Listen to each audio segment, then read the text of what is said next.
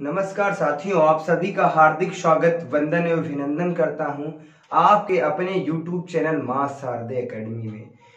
इसके पहले हम हिंदी पे चर्चा कर रहे थे। हिंदी भाषा का इतिहास क्या होता है उसके बारे में हमने चर्चाएं करी थी, और उसके बाद हमने क्या बताया था, हिंदी भाषा और उसके बाद में संविधान के किस अनुच्छेद में इसका वर्णन किया गया है, कि अनुच्छेद में वर्णन किया गया है, संविधान के किस भाग में वर्णन किया गया है तथा संविधान की किस अनुसूची में बात किया गया है। उसी क्रम को हम आगे बढ़ाते हुए आज हम चर्चा करेंगे। आज की क्लास आपके लिए इतनी महत्वपूर्ण है, बहुत ही महत्वपूर्ण है। आज आप अपने को आकलन कीजिएगा स्वयं का, कहाँ पर हम गलतियां करते हैं, कहाँ पे क्या दिक्कत आती है। आज हम बात करते हैं कि बहुत चीजें आ जाती हैं कि भाषा की सूक्ष्म इकाई हमसे पूछा जाता है, सबसे छोटी इकाई क्या होती है, तो अक्सर बच्चे गलतियां कर देते हैं। यदि पूछा जाता है भाषा की सार्थक इकाई किसे कहा जाता है, भाषा की सार्थक इकाई किसे कहा जाता है, तो इसके बारे में हम आज थोड़ी सी चर्चा करेंगे। तो सबसे पहले हम स्वर्णिम को जानते हैं। स्वर्णिम ये क्या है, ये सब चीजें कोई नहीं बताता है। स्वर्णिम ये क्या है मेरे साथियों, तो यदि हम इसकी बात करते हैं तो ये भाषा की सबसे छोटी इकाई है, या भाषा की सबसे छोटी इकाई कह लो इसे, या कह दो भाषा की सबसे छोटी इकाई कह लो। हम बात करते हैं तो ये इसे क्या कहा जाता है, तो ये भाषा विज्ञान की सबसे छोटी इकाई है। या किसकी स्वर्णिम क्या है, तो यह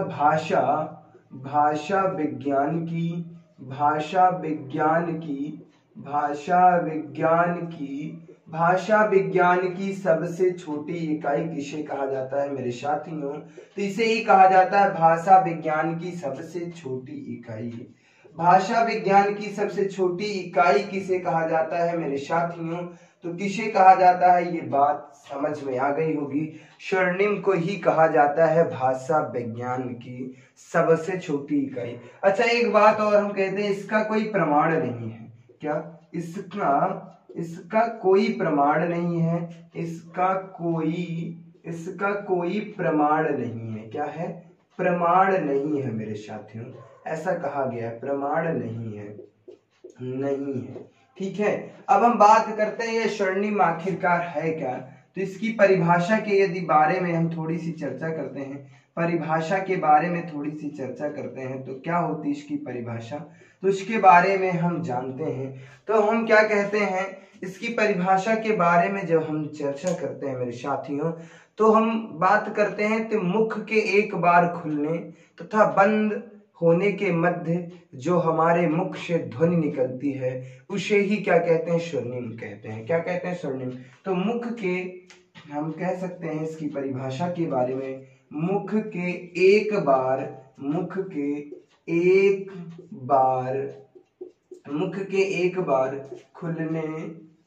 खुलने और बंद होने के मध्य, क्या है, खुलने और बंद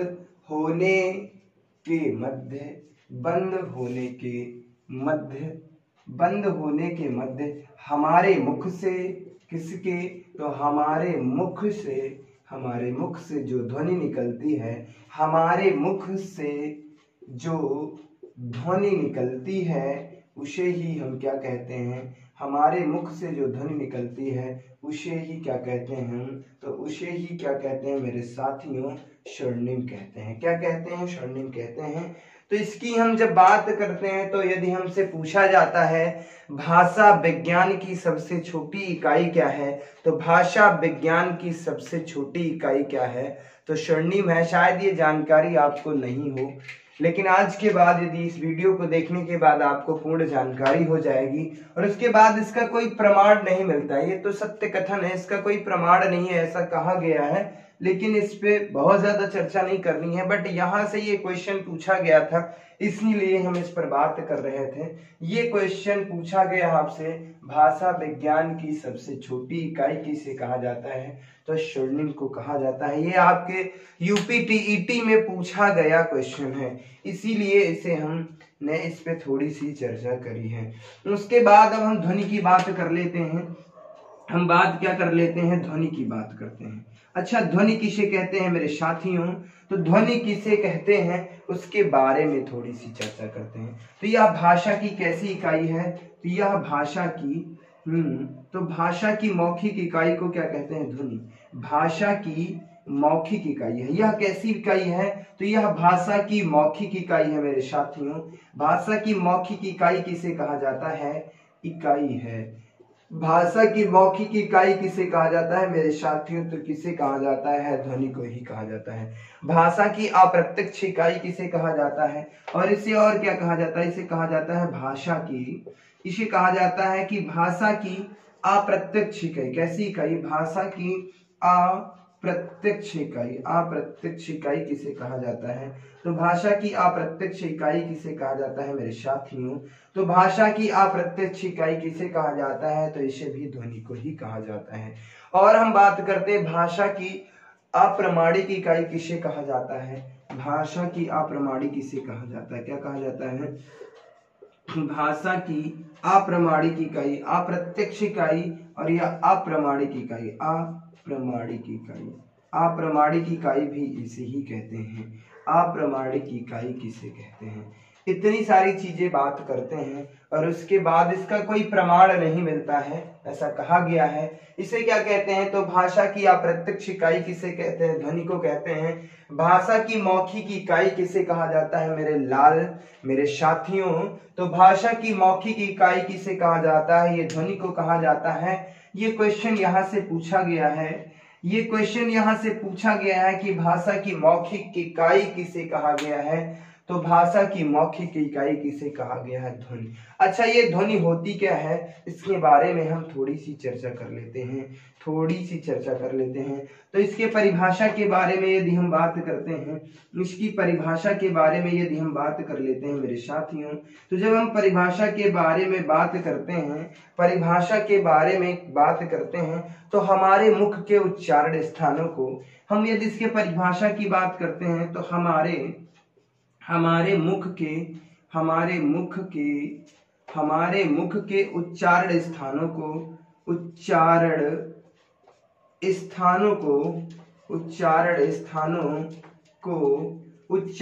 स्थानों को कंपित करते हुए, उच्चारण स्थानों को कंपित करते हुए हमारे मुख से किसके? तो हमारे मुख से जो ध्वनि निकलती है, हमारे मुख से जो ध्वनि निकलती है उसे ही क्या कहता हूँ? ध्वनि निकलती है मेरे साथियों, उसे क्या कहता हूँ? उसे ही क्या कहता हूँ? उसे क्या कहता हूँ मेरे साथियों? तो इसे ही क्या कहता हूँ? ध्वनि। यदि हम ध्वनि से बात करते हैं तो ध्वनि से क्या क्या चीजें पूछी जा सकती हैं, क्या क्या परीक्षाओं के लिए उपयोगी है। यदि हम बात करते हैं भाषा की मौखिक इकाई किसे कहा जाता है मेरे साथियों? तो भाषा की मौखिक इकाई ध्वनि को कहा जाता है। भाषा की अप्रत्यक्ष इकाई किसे कहा जाता है? तो भाषा की अप्रत्यक्ष इकाई किसे कहा जाता है? तो ध्वनि को कहा जाता है। भाषा की अप्रामाणिक इकाई किसे कहा जाता है? तो मेरे साथियों ध्वनि को ही कहा जाता है। यदि हम इसकी परिभाषा की बात करते हैं, आखिरकार ये ध्वनि है क्या? तो हमारे मुख के उच्चारण स्थानों को कंपित करती हुई जो ध्वनि हमारे मुख से निकलती है उसे ही हम क्या कहते हैं? उसे ही हम क्या कहते हैं मेरे साथियों? उसे ही हम क्या कहते हैं? ध्वनि कहते हैं। आगे हम बात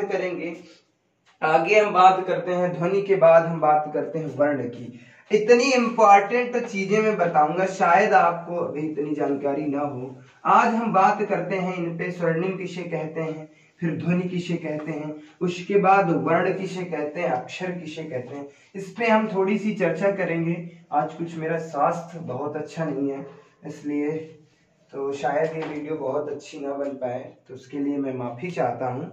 हम यदि बात करते हैं वर्ण की, तो वर्ण किसे कहते हैं मेरे साथियों? वर्ण किसे कहते हैं मेरे साथियों? यदि हम वर्ण की बात करता हूँ तो वर्ण किसे कहते हैं? वर्ण किसे कहते हैं मेरे साथियों? तो जब हम बात करते हैं वर्ण की, तो इसका खंडन नहीं किया जा सकता है, यानी कि जिसका खंडन नहीं किया जा सकता उसे वर्ण कहते हैं। तो इसका खंडन नहीं किया जा सकता, इसका खंडन नहीं किया जा सकता है, खंडन नहीं किया जा सकता है, नहीं किया जा सकता है, किया जा सकता है। किसका खंडन नहीं किया जा सकता है मेरे साथियों? तो वर्ण का खंडन नहीं किया जा सकता है। और हम बात करते हैं तो भाषा की प्रमाणिक इकाई इसे कहा जाता है। इसे क्या कहा जाता है? भाषा की प्रमाणिक इकाई किसे कहा जाता है? प्रमाणिक इकाई किसे कहा जाता है मेरे साथियों? तो भाषा की प्रमाणिक इकाई भी इसे कहा जाता है। भाषा की प्रमाणिक इकाई किसे कहा जाता है मेरे साथियों? तो वर्ण को कहा जाता है। यदि हम और बात करते हैं तो भाषा की मूल इकाई भी इसे ही कहा जाता है। भाषा की मूल इकाई किसे कहा जाता है मेरे साथियों?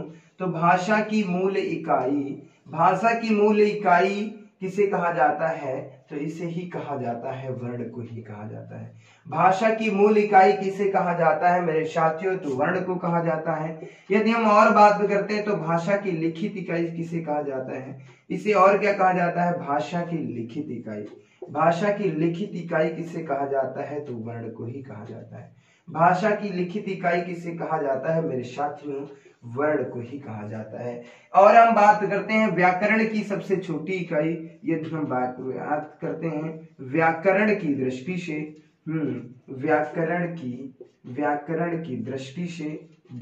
की दृष्टि से सबसे छोटी इकाई किसे कहा जाता है? सबसे छोटी इकाई किसे कहा जाता है? छोटी इकाई किसे कहा जाता है मेरे साथियों? तो वर्ण को ही कहा जाता है। अच्छा, वर्णमाला की दृष्टि से सबसे छोटी इकाई यदि हम बात करते हैं वर्णमाला की दृष्टि से सबसे छोटी इकाई किसे कहा जाता है? वर्णमाला की दृष्टि से सबसे छोटी इकाई किसे कहा जाता है मेरे साथियों? सबसे छोटी इकाई किसे कहा जाता है? तो वर्ण को कहा जाता है। किसे कहा जाता है? तो वर्ण को कहा जाता है। उम्मीद करता हूं ये सारी चीजें बेहद अच्छी तरीके से समझ में आई होंगी।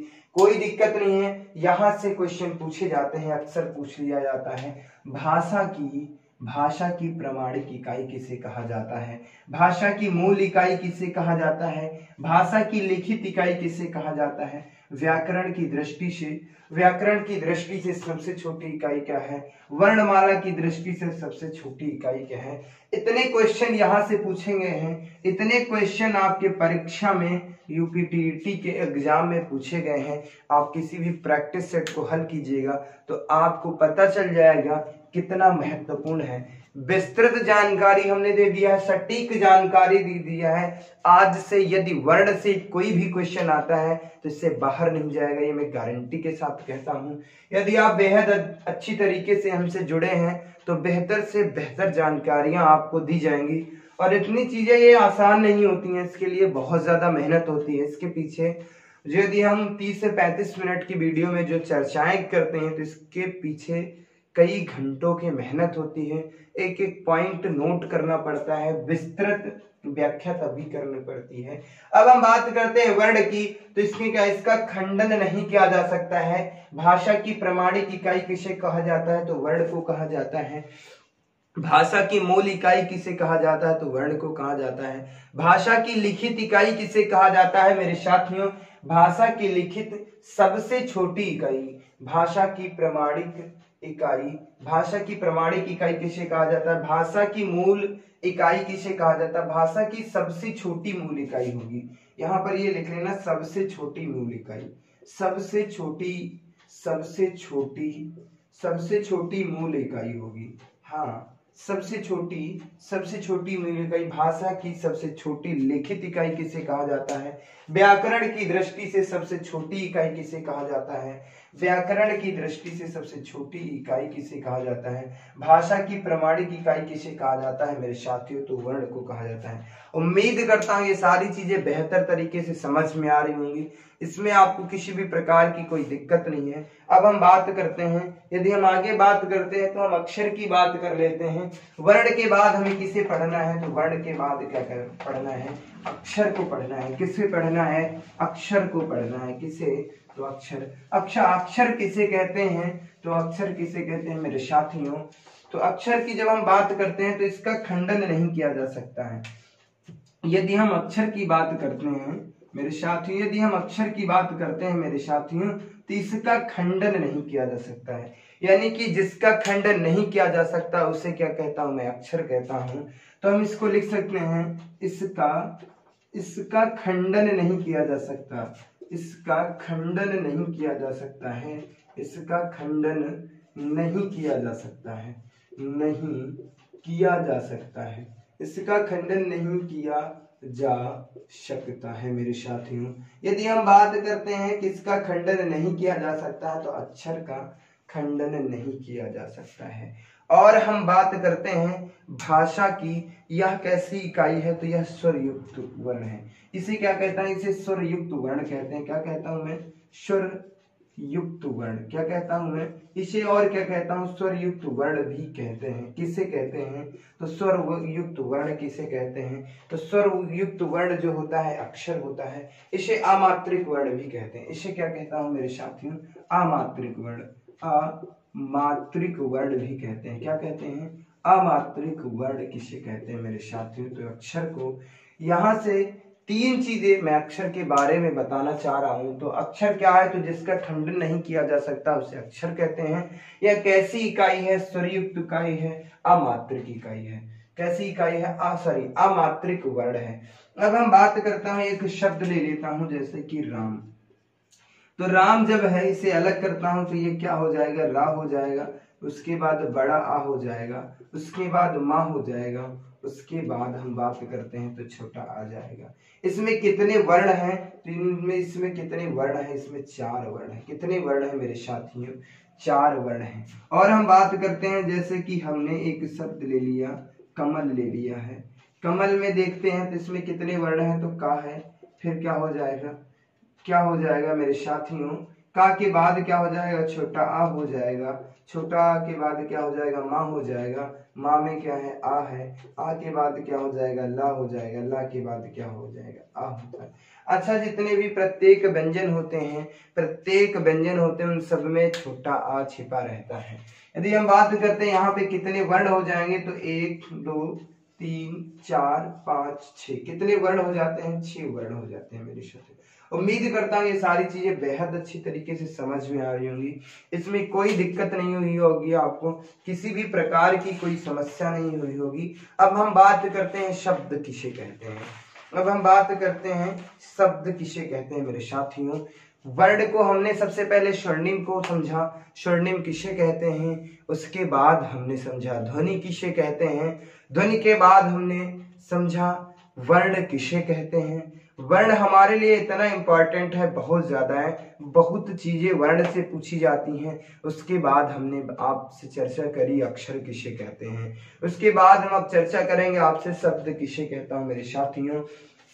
तो शब्द किसे कहता हूं उस पर थोड़ी सी चर्चा करते हैं, शब्द किसे कहता हूं और वाक्य किसे कहता हूं, इस पर चर्चा करते हैं। शब्द क्या है और वाक्य क्या है, शब्द और वाक्य में क्या अंतर है। अब हम बात करते हैं शब्द किसे कहते हैं। अच्छा, शब्द को ही हम क्या कहते हैं मेरे साथियों, शब्द को ही हम क्या कहते हैं, पद कहते हैं। शब्द को ही हम क्या कहते हैं मेरे साथियों, शब्द को ही क्या कहता हूं, पद कहता हूं। क्या कहता हूं, पद। सार्थक वर्णों के मेल को हम बात करते हैं शब्द की, जिसे हम कहते हैं सार्थक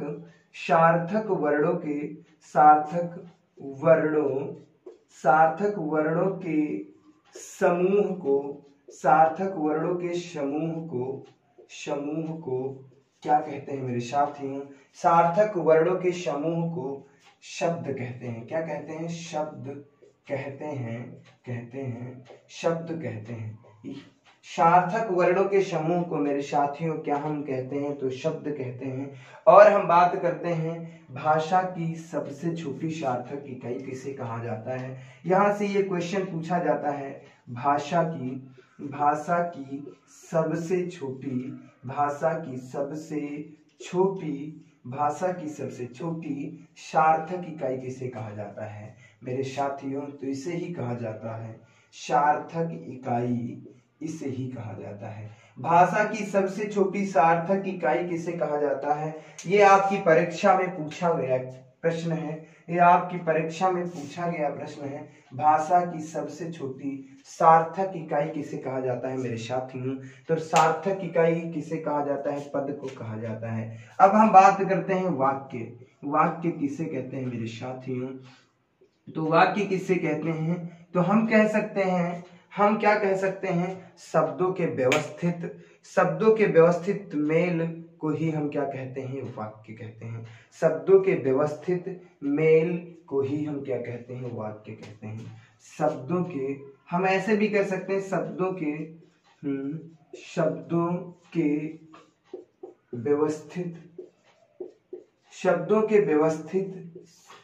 व्यवस्थित मेल के समूह को शब्द कहते हैं। को क्या कहते हैं मेरे साथियों? तो शब्द कहते हैं। किसे शब्द कहते हैं मेरे साथियों? तो सॉरी, वाक्य कहते हैं, माफी चाहेंगे। हम वाक्य की चर्चा कर रहे थे। तो शब्दों के व्यवस्थित मेल के समूह को हम क्या कहते हैं? समूह को ही हम क्या कहते हैं? वाक्य कहते हैं। क्या कहते हैं मेरे साथियों? तो वाक्य कहते हैं। अच्छा, वाक्य के बारे में हम एक और बात करते हैं। वाक्य के निर्माण से ही किसकी रचना होती है? तो वाक्य के निर्माण से ही काव्य की रचना होती है। काव्य की रचना किससे होती है? तो हम कह सकते हैं वाक्य के निर्माण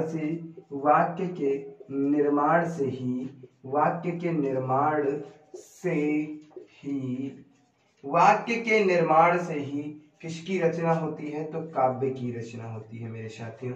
किसकी रचना होती है? काव्य की रचना होती है। किसकी रचना होती है वाक्य के निर्माण से? तो काव्य की रचना होती है। उम्मीद करता हूँ ये सारी चीजें बेहतर तरीके से समझ में आ रही होंगी।